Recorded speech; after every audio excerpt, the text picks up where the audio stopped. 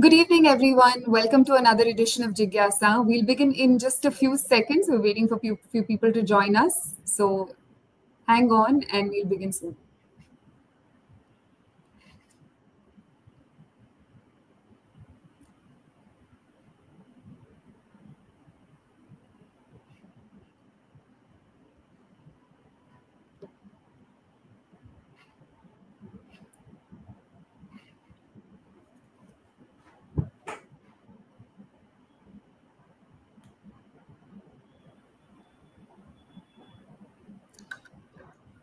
All right, let's begin then. Good evening again. I'm Mamta Bhardwaj and I head employer branding at the Nudge Institute. Welcome to another edition of Jigyasa, a platform for you to hear from Nudgesters about their experiences solving some of the hardest problems from within the social sector. Jigyasa itself, as an initiative, seeks to help you unpack the work and life of an individual in the social sector and give you the tools to access the sector as a part of your own professional journey. A little bit about the Nudge Institute. About 10 years ago, we started with a belief that every human being deserves a dignified life out of poverty. The Nudge works on ground through its livelihood programs and with multiple stakeholders across the livelihoods ecosystem. Today, we have Priyanka Sahay, Director of the Economic Inclusion Program for Product, and Shruti Soumya, Associate Director of People and Culture, joining us to discuss the social product. Now, what is the social product? In the context of the Nudge Livelihood Programs, a product is an evolving entity that is developed and brought to beneficiaries through our programs. Product roles at the Nudge occupy a distinct position and require a unique combination of skills and capabilities to develop solutions that are resource light, scalable, adaptable, and driven by empathy. They involve combining first principles thinking with field insights and system thinking to design simple, scalable livelihood solutions. Adding to the complex landscape of social sector problem statements is the paradigm of adapting these solutions in diverse geographical areas and amidst diverse audiences. So, today we're going to understand what makes a product manager and how the space is evolving. First, I'd like to invite our speakers to introduce themselves and speak a little about their journey and how they came to be a part of the social sector. Priyanka, if we may begin with you. Thanks, Mamta. Hi, everyone. I'm Priyanka, and I joined Nudge 4 months back, so I'm pretty new to Nudge as well as the social sector. My background spans across R&D, product, marketing, and strategy, working at companies like Dell, LinkedIn, Rackspace, and more recently, startup. When I think what brought me to the social sector, I've always had the inclination of giving back, volunteering my time. I so much so that in my business school essay, my long-term plan was to go to the social sector, but life continues, and sometimes you get into the rut of things. And I would say it's more like a midlife crisis where you evaluate of what you brings you joy and what doesn't. Is when I realized that my volunteering work was bringing me a lot more joy than, and I was more incented to think of creating impact for people versus like businesses. And that's when I decided to move to the social sector, and Nudge, with its unique purpose of solving poverty within our lifetime at scale, was what interested and got me into Nudge. Great. Thank you, Priyanka. And Shruti, if we may bring you in. Yeah, thanks, Mamta and Priyanka, for that introduction. I'm Shruti. I'm currently working in the People and Culture team. But in a few months, I think I'll complete 4 years with the organization. I've been privileged enough to do multiple roles here at the Nudge. I actually joined, so my background is, I think I've followed a typical path of engineering and an MBA.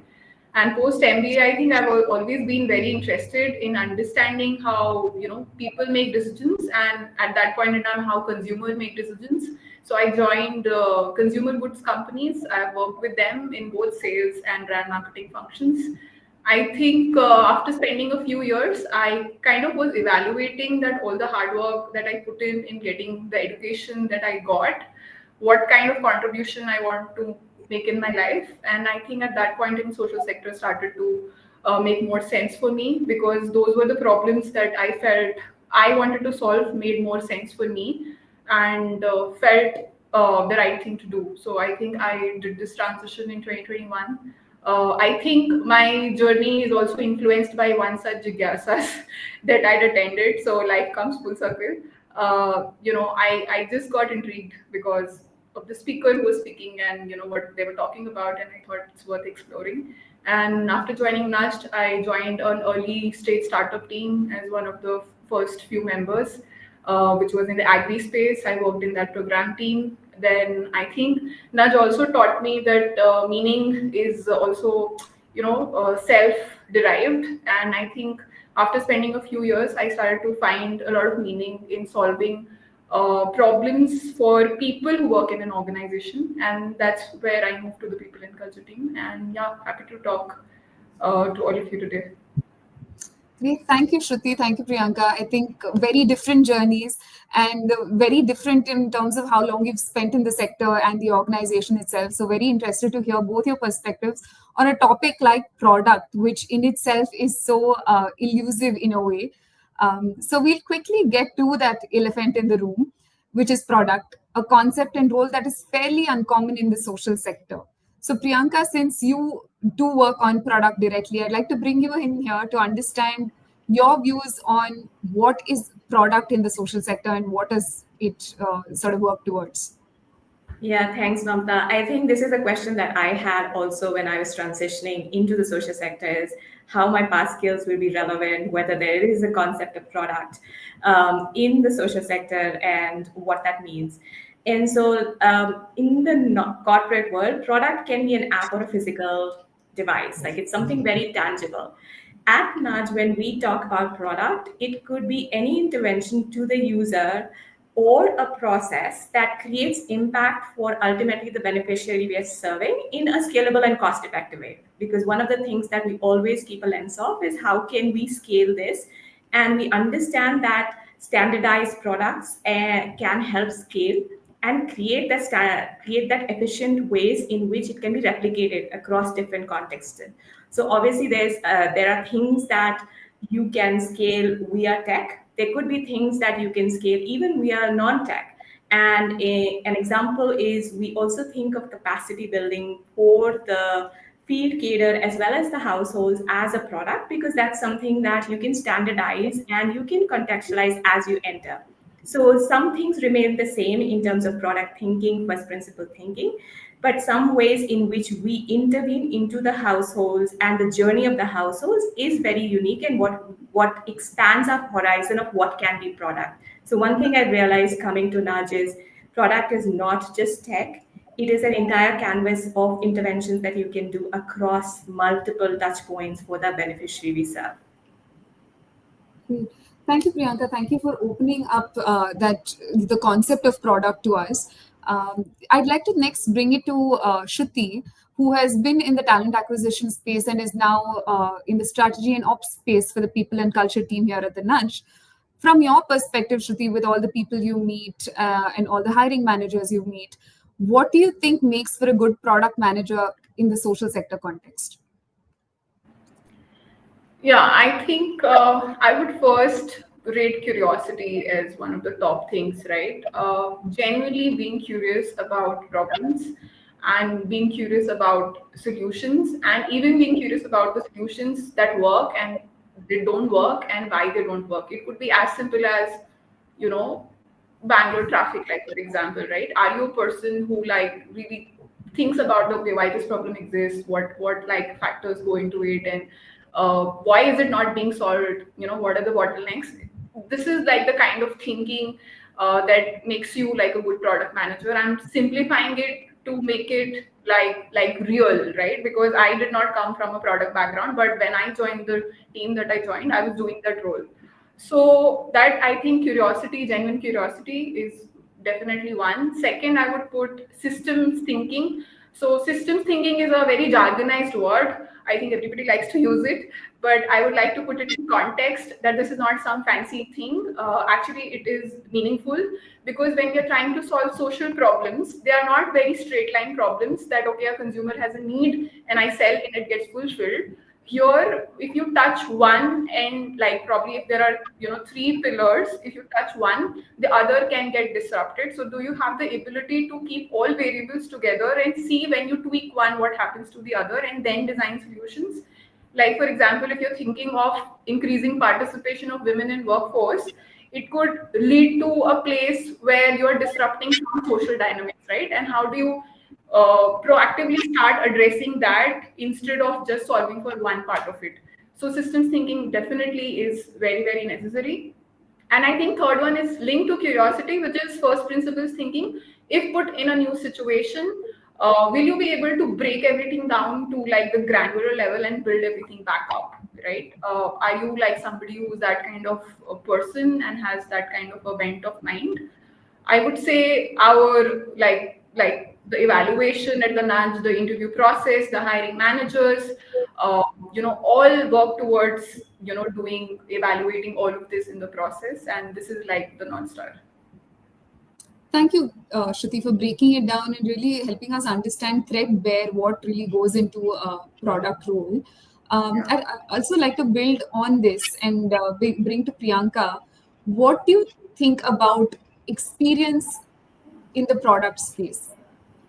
Does someone who joins the nudge or the social sector in the space of product really necessarily require having worked in this space before? Do they require product experience? And what are the biggest challenges that product teams face in this context? Got it. So I think people coming into the product team do not require to have a product experience, because as you heard Shruti outline the skills that are required, it's less around having worked on product. It's more about having the curiosity, having the first principle thinking, being able to break down a problem, being able to holistically understand your user, and having that empathy for the user. So there's those aspects that play a much bigger role in thinking about product roles and what makes you successful on the product team. I have people on my team who have deep experience in the social sector. They have worked in communities with not that much product experience, but they are doing fantastic work here because they're able to understand the user and design solutions that intervene for those users at scale. And similarly, people who come from non-traditional tech backgrounds like consulting, having that curiosity of what is working, what is not, and if it's not working, why is it not working, and drilling into, is this something that is important for us to solve? Will it impact the household and the beneficiary that we are going to address?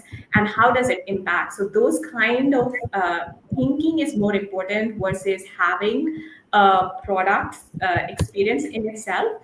The skills can be learned in most of the jobs. In some for-profit as well as non-profit have roles that can be a direct fit for people considering product. For example, there could be, as I mentioned, consulting, there could be strategy roles, there could be also in non-profit, people who have worked on the tech side as well as the design side, with building with the community, having done research with the users.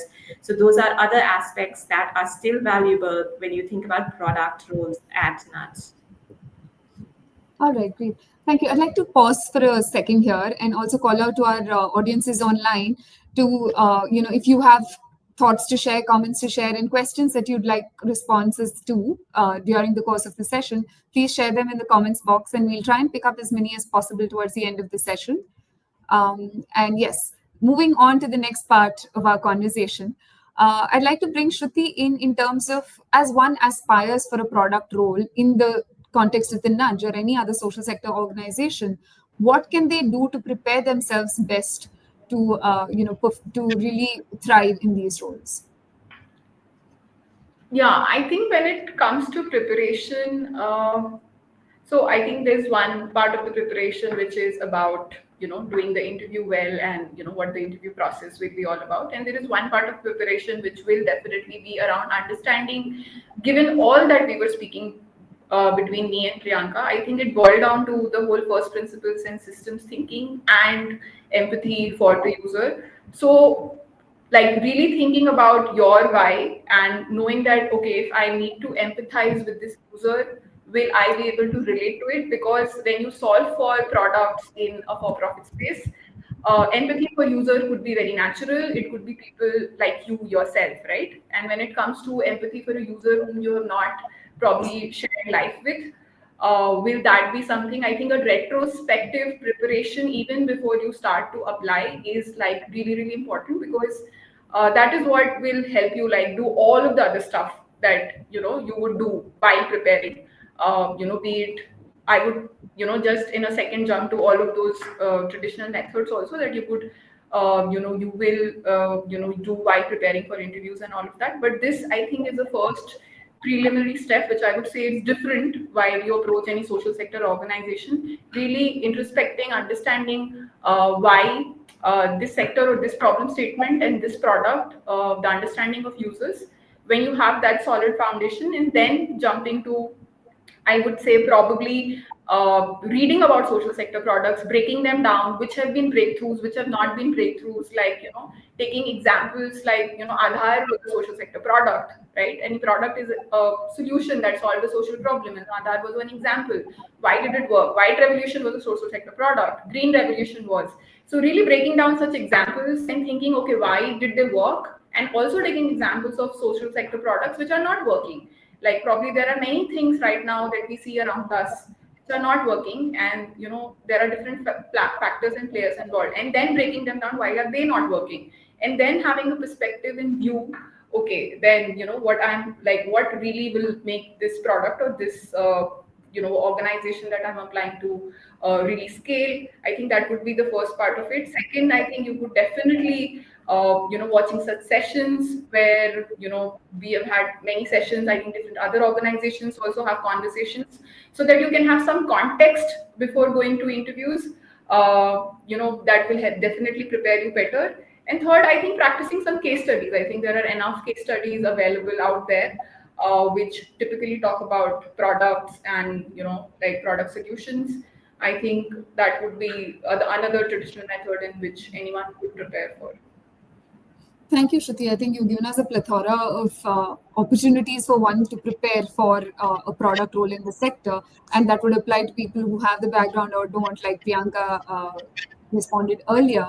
Priyanka, I'd also like to bring to you in terms of once someone chooses to join the social sector and wants to take up a product role, what is it that really they stand to gain in this space? In terms of their own professional trajectory and their own personal professional wins, what is it that sort of becomes the driving force for their commitment in the sector? Yeah, and I think the biggest driving force is that seeing the impact that your products have on beneficiaries and helping their journeys, hearing their stories, hearing things on going and visiting the fields that we work in, to see that translate into real impact is the biggest story that we see. I think the other, when we go to like non-impact related, it's more around if you love solving complex problems, nothing is more complex than solving the poverty problem that we face in India. And it's multifaceted. It's very intertwined, as Shruti was saying. You need to think of the different dependencies, understand that you can't solve it alone. You need governments and other partners to solve it with you. There's a whole ecosystem play that plays with it, but it's such a big, interesting problem that even if we start cracking little piece by piece, we can see that translate into outsized impact. So that's the second thing I would say. And the third is also building a very deep empathy for users who you might not have interacted with, you might not have lived their journey. Because sometimes when we build products, sometimes we are the users of the products. In this case, we are not the users of the products. We are not even, we might not even understand the constraints and the belief systems that are embedded in these users, and untangling that experience to dig into what makes them wake up, what is their aspirations, and also removing our biases, unlearning and learning some new things. So like we might have a bias of what good aspirations within the households that we want to do, but is that our bias or is that actually what the household wants, and drilling and understanding whether that is something that the household actually wants to achieve, and helping them in that trajectory. So the third I would say is the user empathy, and working with such a diverse set of users in that journey, and seeing them, uh, seeing the benefits that they see once we are coaching them, hand-holding them, helping them build the livelihoods that we work on. Those are the few things that come to mind if I think of the wins in this sector that you will see. Great. Thanks, Priyanka. That's really inspiring. And, there's a lot to a lot of food for thought in terms of someone who might be aspiring for these positions and these roles. But also a good segue to my next question, which was going to be what kind of research goes into understanding these users, right? Just want to understand what is your process and what does the ideal process look like. And just a minute before that, a lot of live audience questions coming in. We'll take them in just a few minutes. So I think in terms of research, there are multiple ways that we understand the users. First is obviously we visit the households, observe, as well as we might do focus group discussions to learn about certain things and needs of the household. So that's one way of collecting data, which is action research. You have an intention of observing for a research objective. You could also use a more diverse way, which is a more quantitative way. So where you have experiments run, you have pilots run in a set of users, and sometimes we do not have pilots in a control group, and then you can compare how the interventions are helping a particular group versus those that we have not intervened, and what kind of data are we seeing. So we do a lot of pilots in understanding what is the impact of the interventions that we do, and also from the field team that works with them. So we have a operations team that works day in and day out directly with the households, and not just the households, but they get a more holistic view through the government organizations that they partner with and collaborate with on understanding the challenges and nuances that the households might face. And then we can also do like external third-party research where we work with a local vendor and a local agency who has the context of that state or the blocks and districts that we are entering into, help them scope out which areas and which blocks we need to go to, what kind of personas would we find, what kind of livelihoods work in the context that we are going into. Because one thing that we need to keep in mind is the context in India varies, not just across states, but even within a state, there might be communities where certain livelihoods are respected, whereas certain are not. So we have to understand the context of those states when we operate so that we can build products that would help the households not just manage those livelihoods, but also thrive with those livelihoods. So those are some of the examples of the research that we typically do. Great. Thank you for that very detailed response, Priyanka. Very helpful. Shruti, I'd like to bring another question to you in terms of how does a product manager's role at the Nudge differ from that in a typical tech company where we see product roles typically? How is it different or how is it similar? Yeah, I think we covered a lot of points. I'll just quickly highlight. I think we touched upon this a little bit. I think similarities do exist in terms of the thinking style that you bring while solving a product problem at a tech company or any company, and at the Nudge as well. Differences, I would say definitely the first one is user and difference in user. Very different demographics to deal with. Relatability to user may be different. So hence the role of consumer research like really goes up here. Like Priyanka was talking about the different types of research that we do to empower us to even think about like in the direction of product. I would rate that definitely higher. Second would be understanding that the beneficiary or the program participant is definitely in most cases not the payer for the product, right? So understanding and playing with that dynamics in any tech company, like when you're designing a solution, you're designing for the payer and the beneficiary as one person or a one business in mind. Here it's different, and how those dynamics will affect your product design is definitely has to be thought about. And I would say third would be like think about product in the social sector as any solution which is solving for the problem at hand, in our case poverty, and EIP is a product which is solving for this solution, rather than probably like how Priyanka was saying, a tangible app or a product that you consume. And that's probably how you look at products differently here. Yeah. So I would say this would be how I would put it, the differences. Thanks, Shruti. Thanks for calling that out and helping us understand what a product role at the Nudge looks like in comparison to another role, perhaps. In continuation to this, I'd like to take an audience question, Priyanka. And the question goes, for a typical product role at the Nudge or a product at the Nudge, how deep is the technology layer or intervention? Also, while conceptualizing a product, what is the weightage of tech feasibility vis-a-vis other functionality or adoption aspects? Got it. So tech does play a role. Like we understand that tech is a way for us to scale, and in some portions we do have a tech solution for certain use cases that within the field.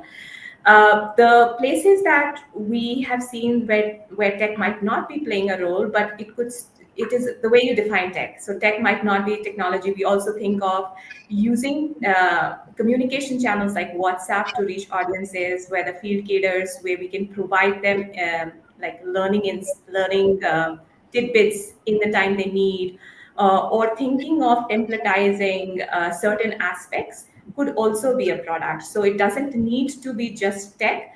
Obviously, we understand that tech is one of the things that we can scale with, and for key places, we are using tech, but it doesn't need to be tech. And the second part, in terms of tech feasibility versus other functionality and adoption aspects. So adoption is something that we really care about, because if you build any solution and it's not adopted, then the value is either not understood by the person we are designing it for, or it is not perceived, it's not valuable for them. So we definitely have a lens of how does any intervention that we build create value for the persona that we are building. And sometimes it is a cascade model for us, because we directly might not be intervening at the household level. How do we ensure that there's no leakage of capacity or training or information that happens? And for that, we make sure that there's aspects of adoption that we take in. And so balancing that with what is feasible. So it's the lens that we use is, does it create the impact that we want for the household? That is the first. How high is the impact it creates? Is it scalable? Can it be scaled at a cost effective way? So we could have scale very costly solutions, and here cost is not just like money. It could be cost of change also, right? If it's a behavior change and it's a change that will take a much longer time, is that something that is worth exploring, or is there a better way for addressing that? So those are the aspects that we measure when we think of solutions and interventions that we build. Great. Thank you, Priyanka. Just to call out to our audiences, we can fit in a couple more questions, so do share it in our comment section, and we'll pick it up. Just moving on to one question, I think Shruti would responded to this earlier, and there's a continuation on that. How do executioners fit in product management? Beyond curiosity, first principle thinking, and system thinking, they are requesting a deeper dive into understanding product management. Yeah, so if I'm understanding the question correct, it's for people who have done the execution, and probably I would say that have done manage the operations. So typically, if you look at how executioners fit in, I think we said that if you have all the other aspects of curiosity, systems thinking, first principles thinking, and breaking down a problem, and then you have gone ahead and executed something, I think it's a plus point, right? Because for us, adoption is like paramount, right? We can't design a product which our program participants are not adopting. So if you have experience of something that was in strategy and got executed, it just brings back your ability of feedback loop in the product design. So I would definitely treat it as an advantage, given that we can demonstrate all other factors while you're conversing with the organization. I don't think it's a barrier per se. It's definitely an advantage. If there's anything more that the questioner wanted me to double click, I'm happy to. But definitely executioners do fit in over here because adoption is the key. Great. Thank you, Shruti. In fact, this also helps me segue into one of our questions that we had planned, which is how do you prioritize user needs when your users might include both frontline workers, donors, and also like end beneficiaries, right? So, keeping so many stakeholders in mind, how do you prioritize needs when you design a product? And I'd like to bring this to Priyanka. Yeah, when we design product, the first thing we we look into is what is the impact it has to the beneficiary. So that is our true north that we understand and measure. That is the outcome we are achieving towards. But we understand we need to balance it with certain constraints that we work in. And there might be things that take more time, and the feasibility of that might be a longer term. And so, with impact, we balance into what is going to be costly for us to do, what will be less, what will be more easier for us to do, and that's how we prioritize. Government plays a big role in terms of we are partnering with the government to scale, and the needs through the government and the requirements that come in are definitely something that we look into prioritizing, because there is not just a beneficiary aspect, but it's also a understanding of how the impact at a government level is monitored and evaluated, and so that's also something that we prioritize very diligently. All right. I'd like to take an audience question in continuation to this, Priyanka, and bring this to you. India's DPI stack has been transformative. How do you leverage existing DPIs like Aadhaar, UPI, etc., in your solutions or interventions? What opportunities do you see for building on top of this infrastructure? Got it. That's a good question. I think we have got a lot of success stories in terms of digitization of technology to serve most of the left out households in the past. And the government has a lot of good initiatives, whether it is through UPI, whether it's Aadhaar, whether it is also the self-help group that was started by the government. We work partner with the government on this, and we have been working on how do we create more visibility into the fund transfer that happens, right? Starting from when the scheme reaches a district to when it actually reaches the block. And for that, we are leveraging the government technology, LocoS, to understand the financial distribution of funds that happen. And so there are ways in which we get visibility into that versus building something on our own. So we leverage and partner that. Similarly, for self-help groups, understanding which households are part of self-help groups, which households might not be part of self-help groups, and having them integrated within that is some other integrations that we are thinking with existing government infrastructure. Great. Thanks, Priyanka. I'd like to bring Shruti in for the next question, and for you to also bring in your context of having spent a substantial amount of time at the nut and in the sector. An audience question again: how do you define success in a pilot before you decide to scale it up?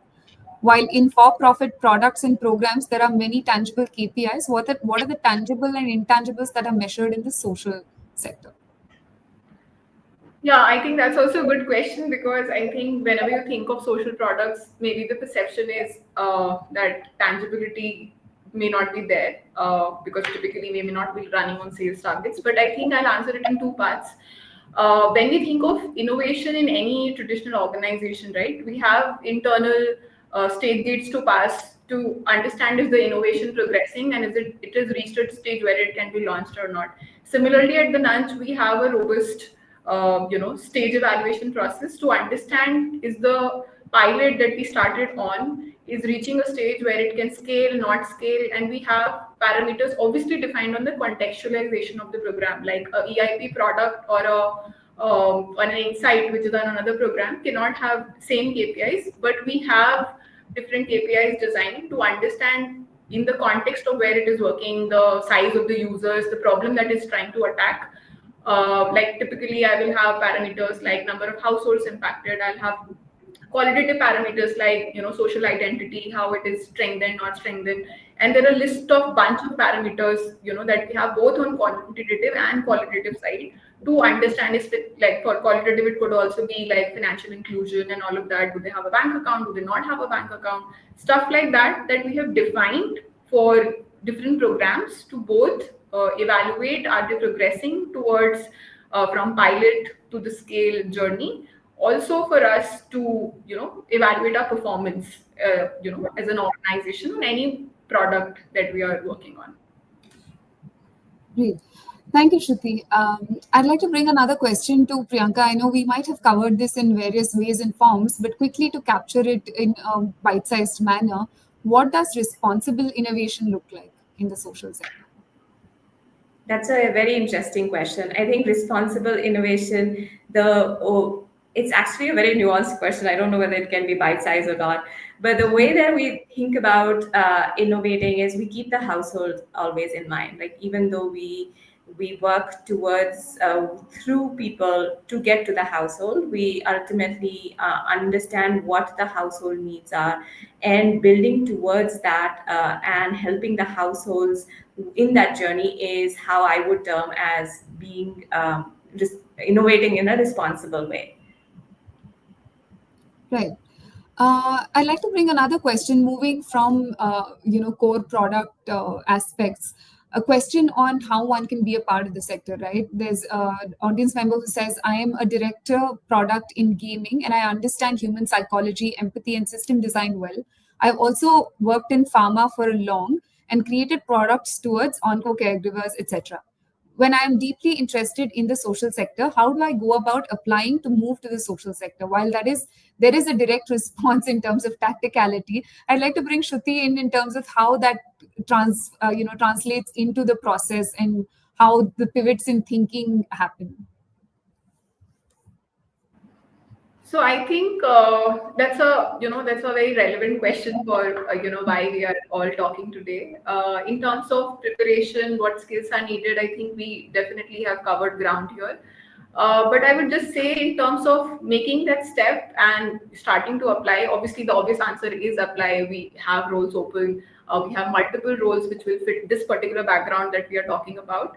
But since we are talking about the sector in general, I think understanding about the organizations and the different impact streams that they're working on, and the products that the person would like to contribute, I think is paramount. And then obviously, prioritizing where to go and how to approach, which organization. And I would say, apart from direct applications, I would say networking and understanding from the employees of that organization about what product actually is in that organization beyond what's written on their website and all of that, I think definitely will give an edge over everything else with the direct applications and all of that. So I would say that would be like a good approach to take. Great, thanks, Shruti. Another interesting question that I'd like to bring to you, Priyanka, is what is the opportunity in working with different kinds of stakeholders in a product role? I know you did touch upon it in different contexts with the government, etc.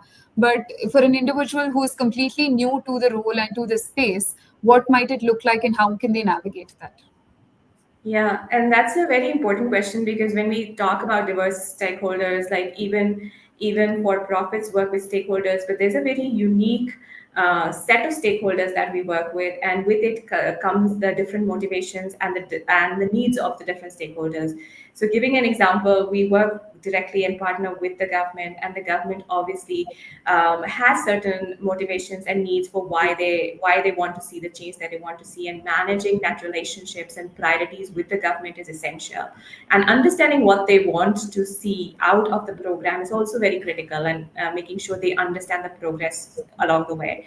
The second is we work with, as a product team, we work with the operations team. This is the team that is on the field implementing the solutions, working directly with the households and the state governments in managing those relationships and understanding what their needs are to see the program successfully, to understand at a household level which are the households that are at risk, not at risk, and how do they also coach and build capacity and keep the team motivated to continue driving and creating that impact for the household on a weekly basis. Because in EIP, one of the core pillars is coaching, which is on a weekly basis. Field cadres go to the field for working with the households on training, problem solving, and also coaching them to be successful with their not just on the technical aspects but also softer skills of confidence building.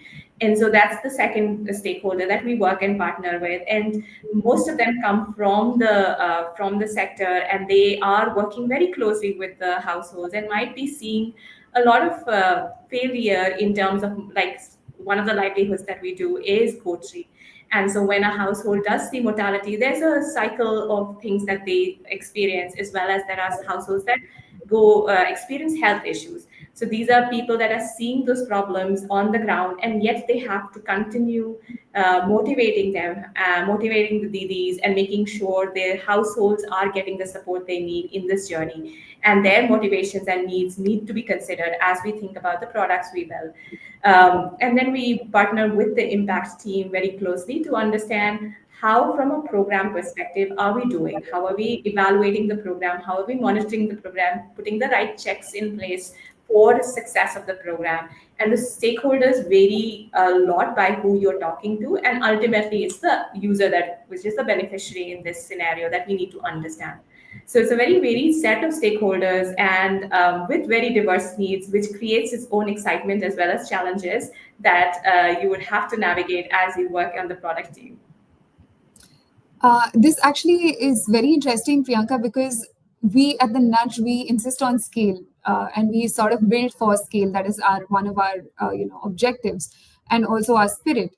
So, given the different contexts, like you just exemplified or described, I want to understand what it takes to build for scale without losing this context. Yeah, and so one thing that we understand is any product we design has to be contextualized. That's something that we fundamentally believe in. So the way that we do it is we think about what is the base product in a way that we can build, and there is 20% contextualization that needs to happen on top of that product.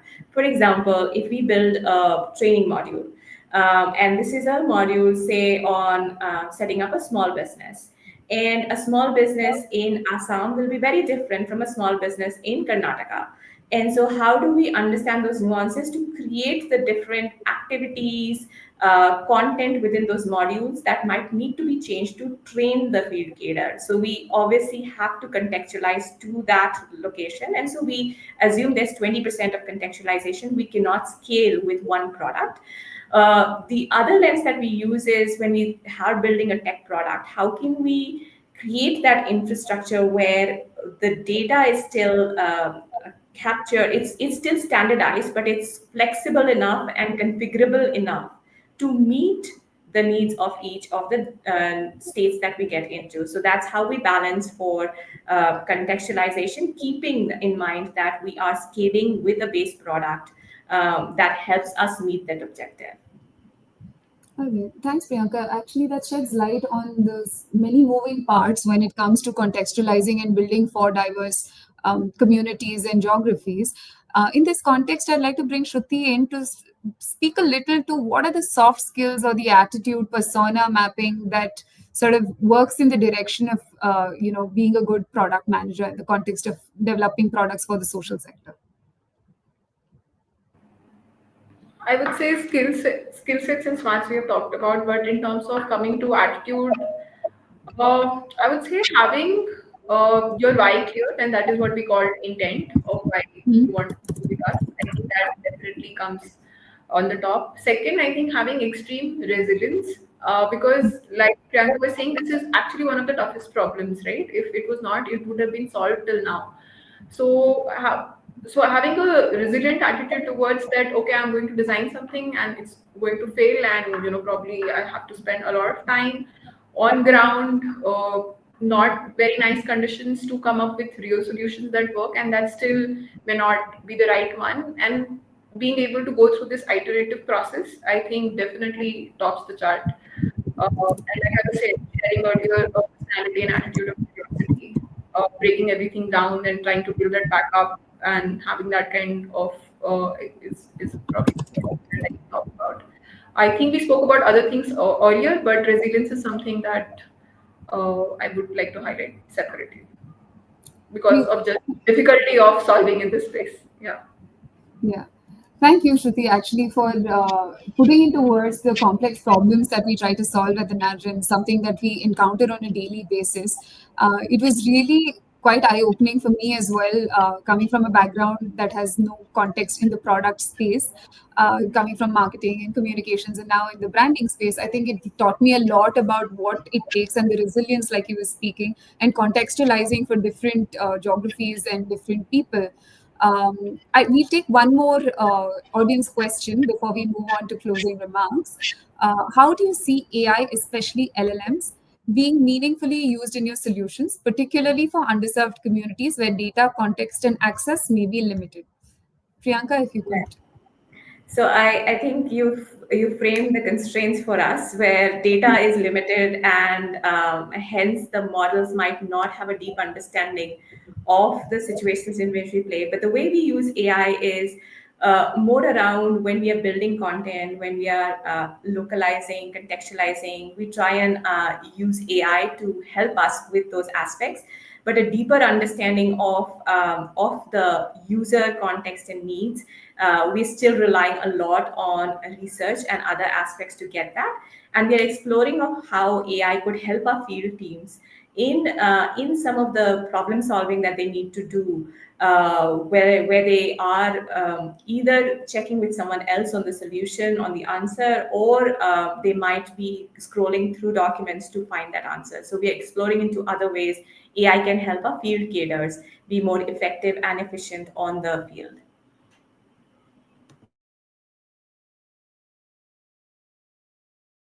Mamta, you're on mute. So very sorry about that, folks.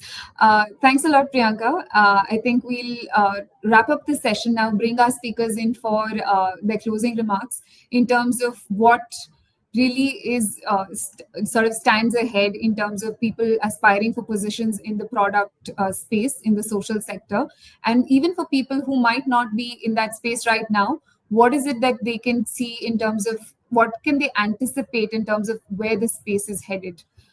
So I'd like to bring Shruti in first for her closing remarks. Yeah, I would say in terms of where we are headed, we are definitely headed on an upwards trajectory. We have big growth aspirations, especially for the product which Priyanka is talking about today. And we have right now also many product positions open, which range products, but in different contexts. Which is one role is open in understanding products for livelihood contextualization. Then we have something in data analytics product open, all in the same team. And definitely we have high growth projections for this year also, which means that we'll have many roles upcoming. So if you're interested in actually exploring product roles and this conversation brought some curiosity to your mind, I would say that please have a be abreast of the openings that keep up coming on our careers page. We are hiring in good numbers. So I would definitely say that Nudge definitely is a good space to watch out if you are interested in the space and especially product roles. Thanks, Shruti. Priyanka, if we can bring you in for your parting thoughts. Yeah, I won't cover that. We have a lot of products in Shruti did that. What I would say is EIP as a program is scaling in even our other Asha Kiran program is at a stage where we have been iterating and we are growing very rapidly. So there's very unique opportunities to solve for. If you're interested, if you're someone who gets excited by and your mind doesn't stop if puzzle pieces are not put together and that is how you operate, then this might be a very good opportunity for you to explore roles at NUTS, because it's one of the hardest problems we are solving, and we are creating impact directly for households, where we have seen in our 5 years of operating as EIP, we've seen households get out of poverty and sustain that. And so there's definitely tangible evidence for proof of people getting out of poverty. And so if you are interested and curious enough to want to solve these problems, then please check out the opportunities that Shruti was talking about. Great. Thank you, Priyanka. Thank you, Shruti, for joining us this evening. Thank you to all our participants who joined this evening, shared their questions, comments, and thoughts with us. The Nudge, in fact, is hiring for a range of roles across functions. And to explore these roles, we encourage you to visit the website to understand what these roles are trying to achieve, what our programs are trying to do. And once again, thank you for attending. We'll see you at the next edition of Jigyasa.